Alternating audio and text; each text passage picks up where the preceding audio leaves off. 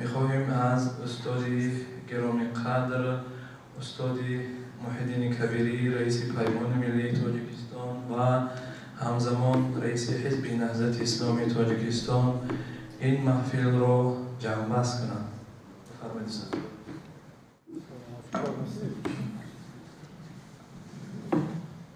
محفل جمع‌بست کنیم باز خانرانی جمع‌بست کنید استاد. اگر به اعلام کنیم که جمع‌بست اعلام مشکل چند دقیقه وقت داریم.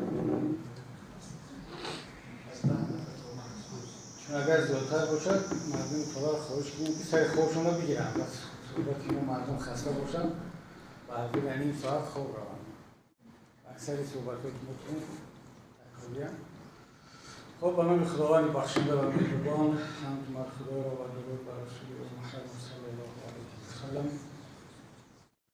خدا را شکر می‌گویم که بار دیگر میسر کردن تا در خدمت شما باشیم و به دیدار همدیگر برسیم.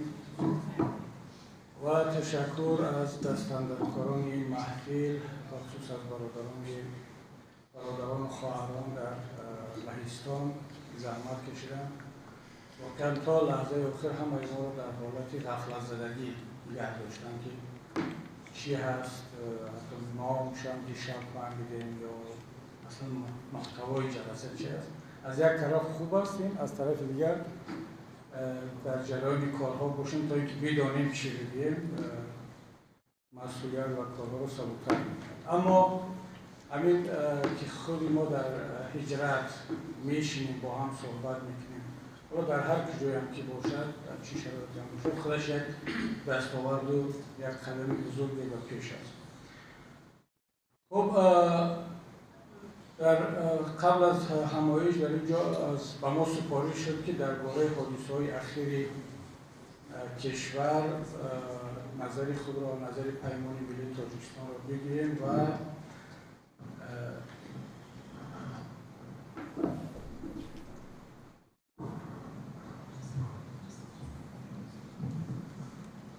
و یک تحلیل از حادثه‌های اخیر داشته باشیم. این چنین یک نگاه با افق و آینده کشور و از همه مهمش ما اعضا، پیروان و کسانی که چه در پیمان ملی تاجیکستان هستند یا چه بیرون از پیمان ولی در هدفها با ما مشترک و همراه هستند چند توصیه داشته باشیم که چه باید هست. من درباره جزئیات حادثه‌های اخیر تاجیکستان چیزی نمیگم برای اینکه برای شما همش روشن است. و چند روز اخیر از من سوال میکنن روزنامه‌نگاران، دیروزم در وینا در یک مصاحبه سوال شد که چرا حکومت جمهوری تاجیکستان دست به چنین اقدام‌ها زد. حادثه بدخشان این کشتار دست جمعی را راه اندازی کرد و اخیراً باز 4 یا 5 بلاگر روزنامه‌نگار را هم به زندان برد. و همه سوال‌ها را طرز مطرح میکنند که برای مثال میگن حکومت تاجیکستان با خصوص پرزیدنت امام رحمان با کامری‌ها چی مشکلی دارد؟ یا حکومت با بلاگرها چی مشکلی دارد؟ 5 سال پیش سوال می‌دادند که حکومت با نهضت چی مشکلی دارد؟ یا با محمد روزی اسکندر و زید سعید و هر وقتی که مصیبت بالای یک قشر از مردم آمد یا بالای یک نفر آمد، مردم سوال می‌دهند که حکومت این را سرکوب کرد چی مشکلی داشت کنیم؟ پرابلم در کجا است؟ یا فلانی را زندان کرد سبب در چی است؟ و تلاش می شود که مشکلی امروزه کشور رو محدود به همون فرد کنند و سبب و علت و حتی کمبودی رو هم در همون فرد یا در کامری یا در نهضتی یا در همون قشر. مثلا وقتی ملاها را هجوم کرد 7-8 سال پیش یک معرکه سراسری دولتی و حکومتی سیاه کردن دین و دیندارها را شروع کرد، مردم شروع کردن با جستجوی علت و سبب‌ها در خود همون قشر که بین ملاها و حکومت چی گذشته است که حکومت ملاها را هدف قرار داد. دقیقاً امروز من حتی خبرگزاری‌های معتبر و میشنوم سوال می‌گذارند که چرا حکومت این قشر را بلاگرها را هدف قرار داد؟ جواب من همیشه چنین بود که حکومت با یگان قشر، با یگان شخص، با یگان حزب و گروه، با مسجد، با مدرسه، با قرآن، با لباس، با تلویزیون مشکلی ندارد. اصلا هیچ مشکلی ندارد. یگانه مشکلی حکومت این با اندیشه آزاد، با انسانی آزاد و مستقل و با یک ملتی سربلند و صاحب کرامت است. مشکلی حکومت با فکر است، با اندیشه است، نه با یک قشر، با یک گروه، با یک حزب، با چند روزنامه‌نگار. در تاجیکستان اگر 4-5 روزنامه‌نگار رو امروز زندانی کردن، ده‌ها و صدها روزنامه‌نگار دیگر کار و زندگی کرده ایستاده است. چرا حکومت با اونها مشکلی ندارد؟ برای که حکومت در چهره اون صدها ژورنالیست یا روزنامه‌نگار یا بلاگر، در چهره اونها نه اندیشه آزاد را می‌بیند، در زبان آنها نه کلمه آزاد رو میشنود و آنها جزء سیستم هستند. اونها حتی نه اینکه مخالفت نمیکنند، نه اینکه حرف آزاد نمیگن، بلکه برای تبلیغ و تشویق و قدرت گرفتن سیستم کمک میکنند. پس چرا ما بگیم که حکومت با یک قشر علاهیده مشکلی دارد؟ امروز اندیشه آزاد، دیدگاه مستقلانه در تاجیکستان در زبان، در رفتار و در سیمای همون 4 ژورنالیست در این ماه اخیر تجسم یافت. بیانگر اندیشه آزاد یا به اصطلاح دیگر بگیم زبان یک ملت آزاد همون 4 ژورنالیست بود. حکومت با اون خاطر اونها را سرکوب کرد، زندانی کرد. 10 سال پیش، 15 سال پیش در جامعه تاجیکستان بیانگر اندیشه آزاد و مستقلانه ملی یک قشر دیگر بود. نهضت اسلامی تاجیکستان بود. دایره روحانیت بود. اونها را سرکوب کرد. بدخشان 3 مرتبه شد سرکوب میشه. 2008، 2012 و اخیراً باز سرکوب شدید اخیراً. برای چی؟ هر دفعه‌ای که بدخشانی‌ها، پامیری‌ها، چه افراد علاهیده، چه دست جمعانه موقع آزاد مستقلانه بیان کردن میخواهند، حق خود را طلب میکنند، اونها سرکوب میشوند.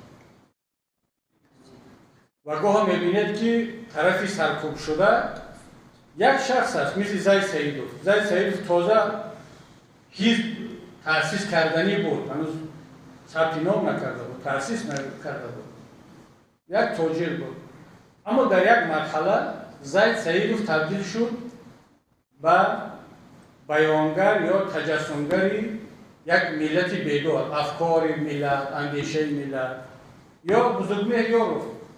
ادوکات بود، اصلا او نه تاجر بود نه سیاستمدار بود، اما رفتار بزرگمهر یاروف که هیچ کس قبول نکرد از نهضتی ها حمایت کند، گفت که من وظیفه ادوکاتی خود را انجام خواهم داد و این مسئولیت را به دوش گرفت. او را سرکوب کردن. برای چی؟ مگر حکومت با ادوکات ها مشکلی دارد؟ صدها ادوکات داریم در تاجیکستان که امروز کار و فعالیت کرده ایستادن. مسئولیت آنها چی است یا وظیفه‌شان چی است؟ میانه‌روی کردن بین مقامات تفتیشات و متهم گمانبر شده. از این پول میگیرد و مقامات تفتیشات میتد، در ایرادش وعده میکند که چند سال شما را کم میکنم. و خیلی که علی من گفت در دادگاه تاجیکستان از بین 5000 پرونده ادوکات‌های تاجیکستان نتوانستند یگان نفر را سفید کنند، بیگناهی یگان کس را اثبات کرده توانند. یعنی معنی آن دارد که نه تنها سود همچنین یک نهاد دولتی در تاجیکستان ناکاره شده است و ضعیف شده است، از بین رفته است. یک نهاد بسیار هم مهم و قوی در یک جامعه آباد و پیشرفته، نهاد ادوکاتور، این هم دیگر مسئولیت خود را انجام نمی‌دهد. برای چه انجام نمی‌دهد؟ برای که نماینده این بخش مهم جامعه، دولت، ادوکاتور که بزرگمهر بود، جمشید یاروف بود، چند ادوکات مستقل دیگر بود، اینا سرکوب شدند. پس آیا میتوانیم بگیم که حکومت تاجیکستان با ادوکاتور مشکلی دارد؟ نه. بلکه از ادوکاتور برای تقویت قدرت ظالمانه خودش استفاده میبرد، از روزنامه‌نگار، از ملا، از سیاستمدار، از تاجر. اما با همون تاجر مشکلی دارد که تاجری آزاداندیش است، مستقل است، میخواهد مال حلال یا پول حلال به دست بیارد و در چارچوب قانون زندگی کند، پاره ندهد، و یگان کس رشوه ندهد. با همون روزنامه‌نگار مشکلی دارد که میخواهد مسئولیت و رسالت روزنامه‌نگاری خود را در جامعه انجام دهد، حقیقت‌ها را بگوید، مشکلات جامعه را مطرح کند، مثل دلیر و مثل عبدالله غربتی و دیگر بچه‌هایی که امروز در زندان هستند. با همون حزب سیاسی مشکلی دارد که موقع مستقل دارد، میگوید من در اساس قانون و در اساس اراده مردم و ملت هم کار و فعالیت میکنم، مثل حزب نهضت اسلامی تاجیکستان، حزب دموکراتی پیشینه، حزب سوسیال دموکراتی که بعدا قبولم حکومتیش کردند، یا حتی احزابی که ثبت نام نشدن مثل حزب تاجیکستان. و همون ملای مشکلی دارد که این ملا میگوید که من در اساس قرآن، سنت، فرموده خدا را به مردم میرسانم، قانون را رعایت میکنم همچون شهروند، همچون انسان، اما رسالت من رساندن فرموده پروردگار است. بنابراین همین دوستان عزیز، ما در اینجا مسئله رو کلی ببینیم، مسئله رو نباید مربوط به یک قشر، به یک گروه ببینیم. گروهی کردن مسئله به یک قشر اختصاص دادن مشکلات تاجیکستان دقیقاً به آن آورده میرساند که حاضر علیم گفت و همین بارها هم گفتیم. وقتی که حزب دموکرات را زدن، محمد روزی اسکندروف را زندانی کردن، جامعه و خصوص قشر دیندار جامعه گفتن که بین محمد روزی اسکندروف و رحمانوف چی فرق است؟ اونم می نوشد، اینم می نوشد، اینم دموکرات و هم دموکرات، اینم اون نه این ملا است که من از دفاع کنم، نه عضو حزب اسلامی هست. تاجر گفت که من برای چی از یک سیاستمدار حمایت کنم؟ خب مخالفت نمیکرد با رحمانوف، چی ضرورت داشت؟ میامد مثل من تجارت میکرد. ملا هم همین گپا گفت، نهضتی هم همین گپا گفت، صاحبکار هم همین گپا گفت، بدخشانی هم در همین فکر بود، همه در همین فکر بود. بعد که اون مشکلی رو حل کرد حکومت، مشکلی خودش رو محمد روزی رو زندانی کرد، همین رفتار نسبت گروه های دیگر. بالای نهضت آمد، دیگر قشرهای جامعه گفتن خب نهضتی ها را زندانی کرده شده، خوبشون شد، عیب خودشون، چی لازم بود با حکومت سر به سر شدن. حتی ملاها گفتن که نهضت را خوب کرد که زندانی کرد، برای چی؟ تمام این فشارهای حکومت بالای اسلام، بالای دیندارها، بالای مسجد و مدرسه به خاطر نهضت است. نهضت اگر در صحنه نباشد، همچون حزب سیاسی، حکومت هیچ مشکلی با دین و دینداری ندارد.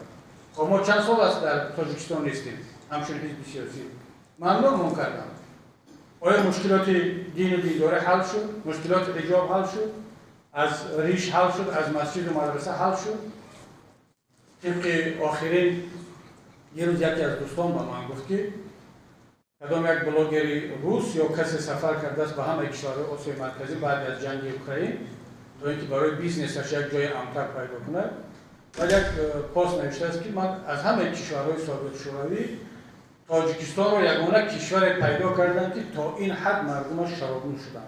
یعنی حالا مسئله شراب و مسئله فقهی و حرام حلال نیست، من خواهش میکنم درست فهمم. گپ در سر این است که الکه یعنی برای یک جامعه مدرن دنیوی غیر دینی ساختن، بعضی‌ها فکر میکنن که هر چقدر سطح شرابنوشی و فسق و فجور در جامعه زیاد شود، همون قدر این جامعه پیشرفته است، بیا از دین دور است، از خرافات دور، یک جامعه متمدن شد. و حتی که روس‌ها را در تعجب می‌آورد، در صورتی که در تمام جهان معروف است که از همه ملت زیاد مینوشتگی که هست روس در روسیه هست، ولی حتی شهروندان روسیه از وضعیت تاجیکستان تعجب کردند. پس همکاران عزیز، مشکلی یک گروه نیست، مشکلی این است که حکومت امروزه تاجیکستان، اون نفرانی که قدرت را در دست دارند، باید این را درک کرد، باید این را شناخت، باید این را پذیرفت، همچنین یک واقعیتی با یک انسان آزاد، آزاداندیش، با یک ملت سربلند و مستقل مشکلی دارند. تا وقتی که این حکومت هست و این افراد در سر قدرت هستند، نه ما ملت میشویم و اگر به یک شکل برای خودمون نام ملت رو هم گرفتیم که فخر میکنیم ما تاجیکان هم چون ملت، اما یک ملت مستقل صاحب کرامت نخواهد بود. این رو باید همچنین اکسیوم بپذیریم. تا وقتی که این حکومت هست در این کشور، در تاجیکستان، یک انسان آزادانه، مستقلانه کار، زندگی و فکر کردن نمیتواند. حتی فکر کردن یعنی چی؟ شما وقتی که فکر میکنید در شبکه اجتماعی فکرتون رو مینویسید.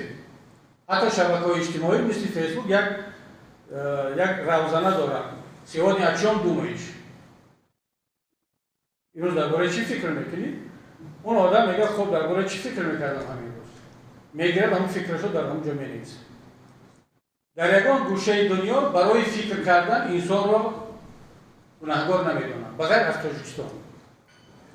تا وقتی که انسان دست به عمل نزنه.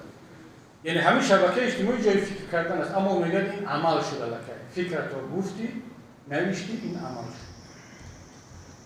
بنابراین این مسئله یکم که ملت درک کند و بداند، بفهمد که تا این روزه که این حکومت هست تغییرات نخواهد بود. برای چی؟ برای اینکه این حکومت اصلاح شونده و تغییر یابنده نیست.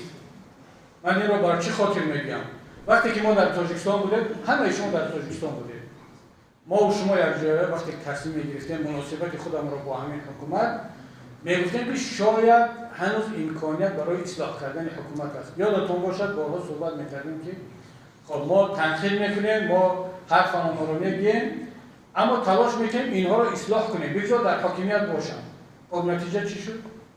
نتیجه روز شد که همه را بیرون کردن و اثبات کردن که اینا اصلاح شونده نیستن. پس میماند یگانه راهی که ملت رو میتواند از این وضعیت رها کند تغییر همین حاکمیت است. یعنی من این جمله رو بسیار شفاف و آشکار میگم، تغییر حاکمیت امروزه. تغییر حاکمیت از نگاه بعضی کشورها و بعضی حکومت‌ها جنایت حساب می‌شود. مثلا شما بیاید در بعضی کشورها بگید که من همین حکومت رو تغییر دادن می‌خواهم، این رو علاقه جنایت قبول می‌کنن. میگن این پس جنایتکار هستی. اما در یک کشور دیگر میگن تغییر حاکمیت جزئی روند سیاسی یا کار عادی هست. حکومت‌ها باید همیشه عوض شوند، تغییر یابند. چند راه تغییر حاکمیت‌ها هست. حتی قانون جمهوری تاجیکستان هم، انستیتوت هم و قانون‌های مربوطه هم شیوه و روش‌های ظاهری و رسمی تغییر حاکمیت را نشان داده است و مهمترین، آشکارترینش کدام است؟ انتخابات. در نتیجه انتخابات حکومت عوض میشه. اما در تاجیکستان و کشورهای دیکتاتوری به هیچ وجه انتخابات را همچون مکانیزمی تغییر حاکمیت نمیفهمند.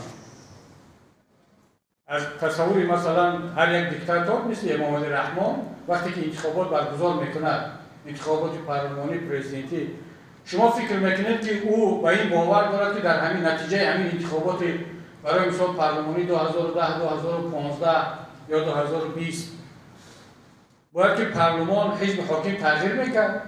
نه، او تمام کار را با راه‌های قانونی و غیر قانونی خواهد کرد که حکومت تغییر نکند. یا در انتخابات پرزیدنتی هم و از نگاه او اگر کسی تلاش کند که حکومت رو عوض کند، پرزیدنت رو عوض کند، یک حزب دیگر رو همچون حزب حاکم و پارلمان بیارد، یا خائن است، یا منفعت‌های ملی رو نفهمیده است، یا جنایتکار است، یا گروه دیگر. اما در کشورهای دموکراتیک طور نیست. انتخابات مکانیزم اساسی تغییر حاکمیت است. ما در تاجیکستان و در کشورهای دیگری مثل تاجیکستان از این مکانیزم، از این امکانیت قانونی متمدن و معاصر محرومیم. این را قبول داریم یا نه؟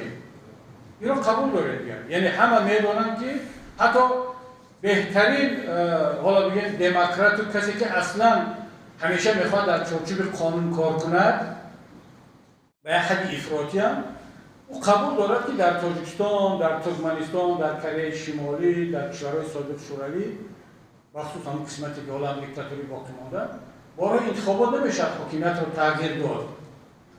پس ما این مکانیزم را باید از ادبیات و از حالا خریطه سیاسی ما بیرون کنیم. نه برای آنکه میخواهیم، بلکه معنی ندارد در شرایط تاجیکستان.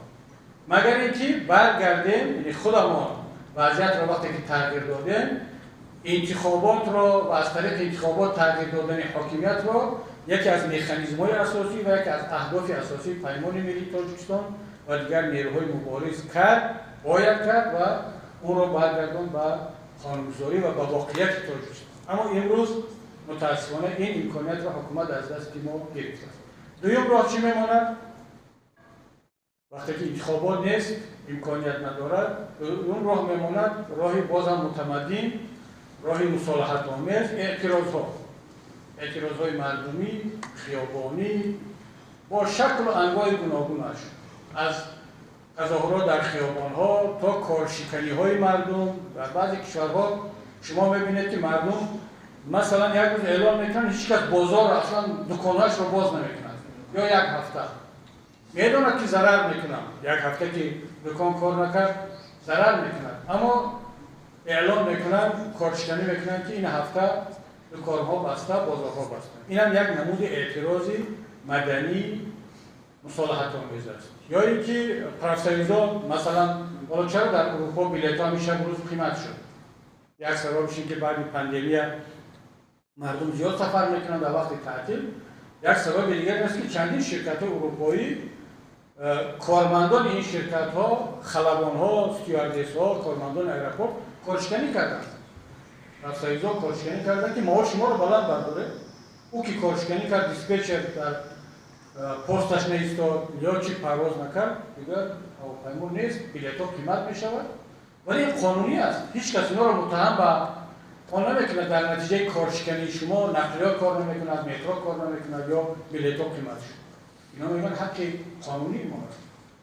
خب باید در تاجیکستان ما این کار میترد، یعنی تصور کنیم من حالا نه این کار میکنم نه تصدیق. برای چی؟ برای آنکه ما تظاهرات امکان ندارد. تظاهرات اگر نتیجه میداد مردم بدخشان که تظاهرات مصالحت آمیز کردن برای دفاع از حق خود سرکوب شدند. پس در تاجیکستان من این را خواهش میکنم اینجا در تالار بوده ها و من گفتم که آنلاین مردم هم در بیرون تماشا دارند یا بعدا تماشا خواهند کرد، این را بدانند در مسئله تظاهرات که تظاهرات حق قانونی و حق حلال یک ملت یک مردم است و نتیجه هم خواهد داد. اما برخلاف تظاهرات در تمام جهان که میتوانند ملت مردم یک بار به خیابان برآمد تظاهرات کرد اعتراضش رسان میتواند به خانه‌اش برگردد باز روز دیگر برود ماه دیگر تظاهرات کند. در تمام دنیا این هست. در تاجیکستان اثبات شد که روزی که ملت تصمیم گرفت به تظاهرات برآید تا پیروزی دیگه به خانه‌اش باید برگردد. به خانه برگشت بعد از رفتن به خیابان بداند که مغلوب شد، سرکوب شد، زندانی میشود، مهاجر میشود، کشته میشود. مثل که مردم بدخشان چند مرتبه تظاهرات کردند. در گذشته کردند، در ماه نوامبر کردند. حکومت چیکار کرد؟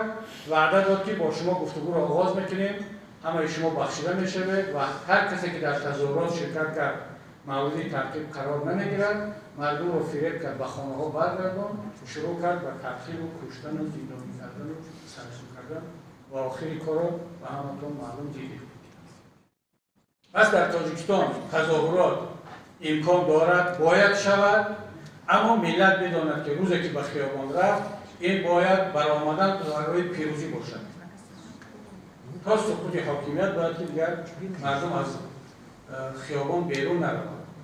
این در حالتی که ما تظاهرات را همچون راه و وسیله پیش گرفتیم. اما چندین راه‌های دیگر وجود دارد برای تغییر حاکمیت که قسماً قانونی هستند و قسماً غیر قانونی. قانونی به معنای قانون‌های موجوده همون کشورها. در بعضی جاها این نتیجه می‌دهد، در بعضی جاهای دیگر نه. بعضی ملت‌ها، بعضی کشورها وقتی که مجبور می‌شوند تمام مکانیزم‌های مصالحت آمیز قانونی را حکومت از ملت سلب می‌کند، می‌گیرد و هیچ راهی برای ملت نمی‌ماند. نخبگان اون ملت، فرزندان اون ملت که دیگر دلشون به وطن و ملت می‌سوزند و هیچ راهی ندارند، مجبور می‌شوند دست به چنین کارهای بزنند، مثل تغییر حاکمیت با راه کودتا. در بعضی کشورها می‌بینید که تلاش برای کودتا می‌شود. مثلا در کشورهای آفریقایی ماه نیست یک تبادلات نظامی از طرف جنرال‌ها نشود و حکومت‌ها عوض می‌شوند. سودان تبادلات نظامی کردن، نظامی‌ها عمر بشیر را در زندان، امروز برهان الدین که یک جنرال رهبری داشت یا در چاد در جای دیگر در شریلانکا مثال با همین راه شد. حتی در آلمان هم در یادت اگر تاریخ آلمان رو کسی خوب خوانده باشد هیتلر با راه انتخابات سر قدرت آمد. سال 33 انتخابات دموکراتی شد اما آهسته آهسته قدم به قدم حاکمیت رو دیکتاتوری کرد. تمام مکانیزم های دموکراتی رو در داخل آلمان از بین برد و کشورهای دیگر هجوم کرد و هر کسی که زیدی پیشوا خودشون پیشوا اعلام کرد فیورر با زبان آلمانی پیشوا میشد. هر کسی زیدی سیاست های پیشوا صدا بلند میکرد کشته میشد، زندانی میشد و حتی ملت ها را از بین بردند مثل یهودی‌ها و دیگران. اما یک گروه از افسران آلمانی که در داخل ارتش آلمان کار زندگی میکردند دیدن که دیگر راه نمونده است مگر اینکه قیام کنند هیتلر را از بین برند. رهبر دولت که با راه قانونی انتخاب شده است طبق کنستیتوسیون فعالیت کرده ایستاده است، پیشوای ملت آلمان هم است، بهترین دستاوردها را از لحاظ اقتصادی دارد، اروپا را غصب کرده گرفته است، شعاری و قدرت نشاندن آریایی ها در سراسر جهان را بلند کرده است چون خودش آریایی ها را میخواست بلند بردارد و مثل بعض ملت پرستان ما. اما یک ایده از افسران، یک ایده از مردم، حتی دیندارها از روحانیت آلمان و این نتیجه رسیدند که راه دیگر نمانده است مگر اینکه این مانعه را از سر راه ملت و بشریت بردارند. چیکار کردند؟ دست به کارهای زدند که هم از نگاه قانونی آلمان و قانونهای معتبر همون وقت جنایت حساب میشد. هم پاکانی که ارتش آلمانی چیکار کرد؟ خواست هیتلر را از بین بردارد، دستگیرش کردند، همچون خائن پرونده شد در زمان خودش، مثل که دهها و صدها جوانمرد تاجیک امروز در داخل خارج از طرف نظام کشته می شود، نابود می شود با اتهام خیانت و تروریسم. اما امروز یکی از شخصیت هایی که مردم آلمان از او قدر میکنند در کتاب های درسی هست همون پالکونی که هست که در وقتش رهبری دولتی همون وقت رو هیتلر را خواست از بین بردارد. برای چی؟ برای که ملتش را آزاد کند. امروز ملت آلمان بدون هیتلر یا هیتلر یکی از قوی‌ترین ملت ها هست، قوی‌ترین کشورها هست، پیشرفته‌ترین هست. مردم فخر میکنن با اون افرادشون. با نام آنها کوچه ها گذاشته شده است. با نام او در همون هواپیما پرواز میکنن، کشتی شنا میکنن. مطمئن باشه روز فرا میرسد که به نام هر یک قهرمان ملی ما که از طرف این نظام کشته شد، زندانی شد، از بین رفت، حتما خیابان، کوچه، مکتب، دهه یا انشاءات نامگذاری خواهد شد. در این اصلا شک نکنید. اما ملت، تاریخ نیاز به همین گونه افراد دارند که در حالتهای لازم باید به خاطر ملت دیگر دست به کار شود، چون دیگر راه وجود ندارد. شاید همین صحبت‌های ما را بعضی‌ها باز بیان بگن دیده معیدین کبیری رهبر پیمان ملی تاجیکستان دعوت و عمل‌های کرده ایستاده است که مثلا غیر قانونی. ما میگیم نه، وقتی که برای ملت لازم است، ملت تمام راه‌ها را بستن، دیگر خب چیکار کنند برای نجات یافتن؟ ما نمیگیم دست به اون جنایت بزنن. ما گفتیم انتخابات، تظاهرات اگر که نشد مردم مجبور است قیام کنند. قیام که کرد مردم دیگر مسئولیتش به دوش خود حکومتداران است و اونها جواب خواهند داد که چرا ملت را به این حد رسانیدند. خب میماند راه دیگر که ما هیچ وقت او را دعوت نکرده بودیم و نمیخواستیم، اما خب ملت که دیگه همش در اختیار پیمان ملی نیست. ملت همش حرف ما رو گوش نمیکنه. ملت میگه خب شما با راه‌های قانونی بره هر کاری میکنید. ملت خودش دیده است که در جهان، در این گوشه جهان، در اون گوشه جهان، بعضی گروه‌ها، بعضی ملت‌ها دیگر دیدن که نمیشود با این حکومت‌های فساد زده و دیکتاتوری دست به نیرو شدند و مشکلات خود را حل کردند و این روز هم حل کرده ایستادند. بگیریم کشور همسایه جبهه مقاومت ملی که مهمان ما تاجیکستانی‌ها در دوشنبه هستند، در افغانستان حکومت است. والا این حکومت چگونه به سر قدرت آمده است قصه دیگر است. مثل حکومت رحمان افندی در نتیجه یک تبادلات نظامی با راه نظامی، با ارتش و قوه خارجی، تنک و توپ خارجی و سر قدرت آمد. در افغانستان همسایه در نتیجه جنگ و زورآوری یک حکومت آمد. حکومت دیگر همش حکومت است. امام علی رحمان دعوا دارد که من در تاجیکستان ثبات را آوردم. ثبات هست. حکومت امروزه افغانستان دعوا دارد که من در افغانستان ثبات آوردم. در سراسر افغانستان دیگر ثبات برقرار است. حتی بیشتر از تاجیکستان. در یک گوشه بدخشان تاجیکستان جنگ هست، مردم کشته شد. در این 7-8 ماه اخیر در کشور همسایه ما افغانستان چنین زد و خوردها و کشتارهای دست جمعی بزرگ مثل بدخشان تاجیکستان رخ نداده است. پس ثبات، اگر ثبات دلیل هست، در افغانستان امروز ثبات هست. اگر راه غیر قانونی و غیر انتخابات سر قدرت آمدن عیب نیست، در افغانستان هم همون است، در تاجیکستان هم همون است. خب یک گروه در افغانستان که گفتم در تاجیکستان هم مهمان هستند، به نام جبهه مقاومت ملی، حق حلال خودشان میدانند که برای به دست آوردن و برگرداندن حقوقی از دست رفتهشان گفتگو و مکالمه را انکار کنند، راضی نشوند و با راه نظامی، با راه سلاح و هدفهای خود برسند. حاکمیت را عوض کنند یا اینکه در حاکمیت شریک شوند. اخیراً من مصاحبه رهبریت جبهه مقاومت را گوش کردم. اونا خودشان میگن که حالا میتوانند مشارکت در حکومت هم یک هدف باشد، ولی با راه نظامی، با راه سلاح. خب سوال من این است که آیا این گروه را میشود گروه تروریستی اعلام کرد؟ معیار کدام است؟ چی هست؟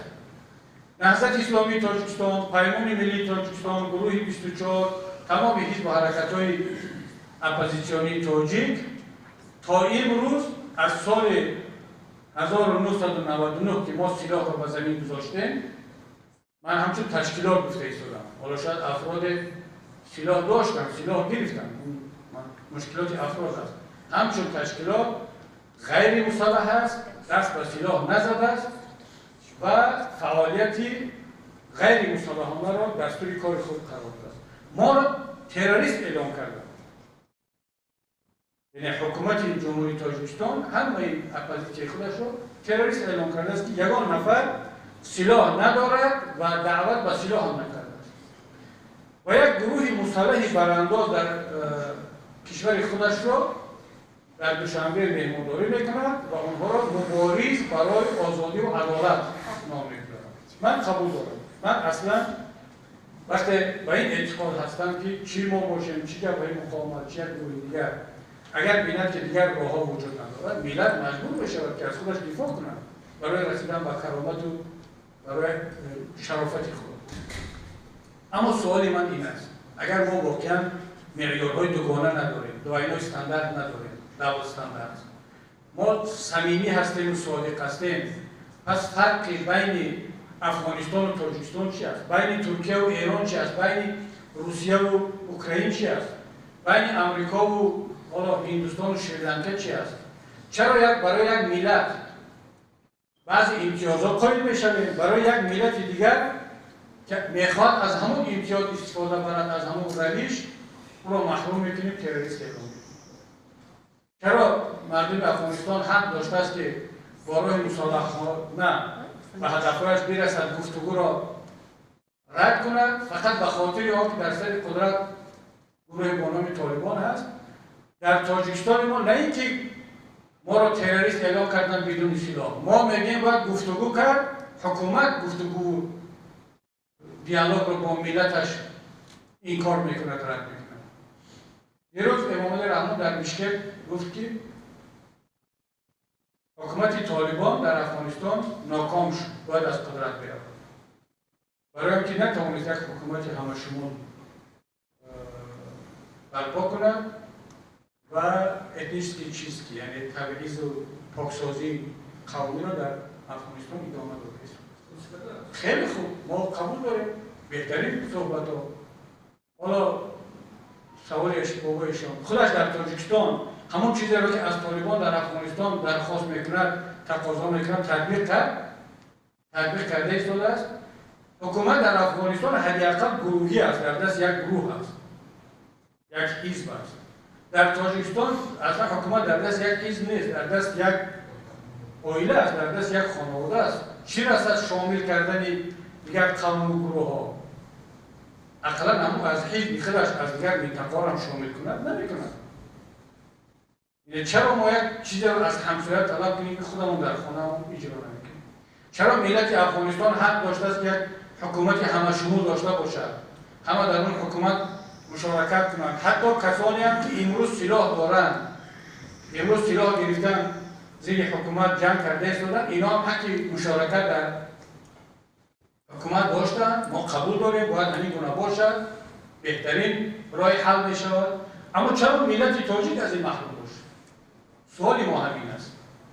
و این سوال ما تنها به حکومت امام علی رحمان نیست، این سوال ما به بعضی از برادران دوستان افغانستانی هم است که در شبکه ها و در رسانه ها ما را نصیحت میکنند. بعضی ها ما را نصیحت میکنند، اپوزیسیون تاجیک یا مخالفین تاجیک را که ما شما را درک میکنیم میگویند، ولی الان وقتی مبارزه شما علیه حکومت تاجیکستان نیست. برای چی؟ برای اینکه حکومت تاجیکستان پشتیبان اصلی جبهه مقاومت و مخالفین طالبان است. به همین خاطر خب من سوالم با این دوستان همین است: آیا شما همون عدالت و حقیقت و برابری رو فقط برای افغانستان میخواهید یا برای همه بشر؟ حداقل برای ما تاجیکان این طرفی مرز هم. ما آن چیزی را که برای خودمون میخواهیم برای شما هم میخواهیم و به شما حق میدیم که مبارزه برید، تلاش کنید برای رسیدن به حق خودتان. چرا شما ما را از حق خودمون یا از اون چیزی که خودتان با آن میخواهید برسید محروم کردن میخواهید؟ اگر شما نیاز به نفر مثل امام علی رحمان دارید، حق حلالتون است. ما در هیچ صحبت نه من نه کسی دیگر از مسئولین پیمان ملی تاجیکستان یا نهضت اسلامی تاجیکستان نگفته ایم که برادران مبارز در افغانستان حق ندارند بیایند درخواست کمک از یک دیکتاتور دیگر در تاجیکستان کنند که برتر از حکومتداران افغانستان است. ما این را هیچ وقت نگفتیم. شما میگیم نیاز دارید، مرحمت از هر کی میتوانید کمک میکنید. اما شما تصور کنید که امروز مخالفین تاجیک یا هر کسی دیگر برود از حکومت افغانستان همسایه کشور درخواست کمک کند، همچنین که شما از حکومت دیکتاتوری دیگر در همسایه کشور درخواست کمک کردید و از امکاناتش استفاده میکنید. مناسبت شما، نگاه شما چی میشود با ما؟ چه دلیل خواهید داشت؟ ما خواهشمون این است که همون خیلی که ما با سعی صدر وضعیت شما را درک میکنیم و میگیم که خب شما نیاز دارید استفاده برید از هر کسی که میتوانید، حالا اگر با ما این حق را قائلم نباشد، حداقل در رسانه ها و شبکه ها و مخالفین تاجیک این گونه نصیحت نکنید که بیایم بیا که تحمل کنیم فعالیت های رحمان. شما برادران مبارز و مقاوم در افغانستان، چند رهبرتان، چند مبارز و چند لیدرهای شما در زندان طالبان امروز هست؟ و من 10 تا نام بگیرید. استاد جلالی را زندانی کردن، با چی شور و مغل خدا را شکر که طالبان رهاش کردن. اما صدها جلالی تاجیکستانی در زندان هست. رهبریت نهضت اسلامی تاجیکستان حکم ابد دارد در زندانهای تاجیکستان، در صورتی که هیچ از رهبران سیاسی و گروهی افغانستان در زندان طالب امروز نیست. اگر کسی را زندانی کردن چند روزه باز رها کردن و اجازه دادن که از کشور بیرون شود. در تاجیکستان طفل 4 ساله مریض به سرطان را اجازه نمیدن که در خارج طبابت بگیرد. به خاطر چی؟ به خاطر اینکه نویره رهبری اپوزیسیون است. تنها بعد فشار رو مادر رو زندانی میکنن، زنها رو زندانی میکنن، سرکوب میکنن. در چنین حالت از ما خواهش میشود که نصیحت میشود با ما که ما بیایم با نمیگم با رحمان گفتگو کنید، چون میدونم که اهل گفتگو نیست. او را اذیت نکنید، مخالفت نکنید، دست با مبارزه ندارید. برای چی؟ برای که ما نیاز به این داریم. ولی برادری عزیز، ما نیاز شما را درک میکنیم، اما بدانید که ما هم نیاز داریم. اما چون ما در چارچوب ارزش‌ها عمل میکنیم، فعالیت میکنیم، نه اینکه دیکتاتورها را به خودی و بیگانه تقسیم کنیم، نه اینکه مبارزین را به خودی و بیگانه تقسیم کنیم. ما میگیم که اپوزیسیون تاجیک، اپوزیسیون مخالفین افغانستان یا هر کشور دیگر، ترکیه، روسیه، ایران، امکان ندارد که با همه دیکتاتورهای جهان ما مبارزه بریم. من مخالف تاجیک امکان ندارم که با همه دیکتاتورها در روی دنیا دشمن شوم، مبارزه برم، از توان من هم بیرسم. کافی است که من با دیکتاتوری خودم مبارزه برم، عدالت رو در تاجیکستان خودم بیاورم.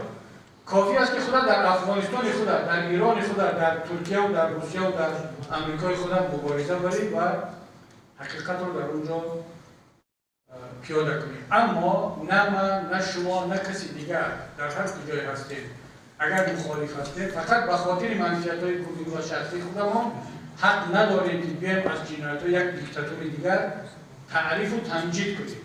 من نمیگم تنقید کنیم، شاید که شرایطمون نمی‌بخشد، اما یک دیکتاتور رو، یک ظالم رو تعریف و تمجید کنیم فقط به خاطر آن که این دیکتاتور دوستی من است. چون که بسیاری از حزب و حرکت‌ها امروز در سراسر جهان در بحث اوکراین و روسیه دقیقاً آمدن ارزش‌ها، معیارهای بشری، انسانی رو کنار گذاشتن، شروع میکنن با پشتیبانی این اون کشور فقط به خاطر آنکه در مسائل استراتژیکی جهانی این با ما هست. خب بگذار با شما باشد، شما میتونید هم تو تنقید نکنید. مثلا ما هم در بحث اوکراین و روسیه به طور آشکار طرف هیچ کس رو نگرفتیم، خاموشیم، هیچ کس رو پشتیبانی نمیکنیم، اما به هیچ وجه نه آمدیم جنایت یا تجاوز یک کشور بر ضد کشور دیگر رو سفید کنیم و دلیل بی‌تراشیم برایش. همچنین که نه در افغانستان این کار رو خواهیم کرد، نه در تاجیکستان، نه در کشور دیگر. یعنی خواهش ما از حالا این نصیحت نبود، اما خواهش ما از اون برادران هم که من زیاد میشنوم این است که بیایم ما اطراف ارزش‌های مشترک صحبت کنیم و به این قناعت برسیم که در منطقه ما اگر در افغانستان تنها عدالت و آزادی برقرار شد و در تاجیکستان نباشد، این کمک نخواهد کرد. دیر یا زود شما هم دچار مشکلی خواهید شد. همچنین که در تاجیکستان ما هم اگر ما هم بتوانیم یک جامعه پیشرفته بنا کنیم، اما در افغانستان همسایه در کشورهای دیگر اگر این نباشد برای ما هم دشوار خواهد بود. خب دوستان گرامی، اینجا من صحبت خود را به انجام می‌رسانم. خیلی طولانی هم بود، اما چند گفته‌هایی بود که لازم می‌دونستم در اینجا با شما و دیگر هموطنان در میان بگذارم. و بار دیگر تشکر می‌گم از برادران خواهران در افغانستان که نشست رو برگزار کردن و اگر گفتنی و سوالی باشد در خدمت هستیم. خداوند نگهبان شما باشد.